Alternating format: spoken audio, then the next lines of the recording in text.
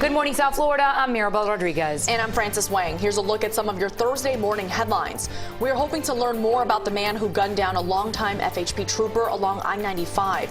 FHP says Trooper Joseph Bullock pulled over to assist a driver whose car was disabled in Martin County. That's when that driver opened fire and killed him. Investigators say a Riviera Beach police officer who happened to be driving by engaged the shooter and exchanged gunfire, killing the suspect. Bullock was 42 years old, a 19-year employee of FHP and an Air Force veteran. President Trump is expected to make a public statement at noon from the White House to, quote, discuss our country's victory on the impeachment hoax.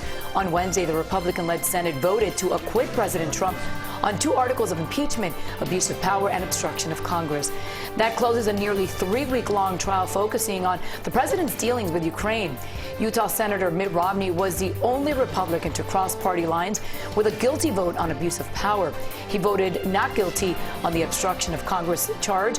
Senate Democrats voted guilty on both counts. And it's too close to call in Iowa. New results released overnight show with 97% of precincts now reporting former South Bend, Indiana Mayor Pete Buttigieg barely holding on to his narrow lead against Senator Bernie Sanders. Buttigieg has 26.2%. Sanders is at 26.1%, followed by Senator Elizabeth Warren, former Vice President Joe Biden, and Senator Amy Klobuchar. The candidates will take the debate stage tomorrow night in New Hampshire, followed by that state's primary on Tuesday. And tens of millions of Americans are bracing this morning for a major winter storm. Strong gusts of wind, hail, and rain tore through parts of Mississippi Wednesday, toppling trees and damaging homes. Meantime, heavy snow hit Texas and Oklahoma, leading to headaches on the roads. This entire system is heading east, potentially bringing heavy rain and more than a foot of snow to some areas.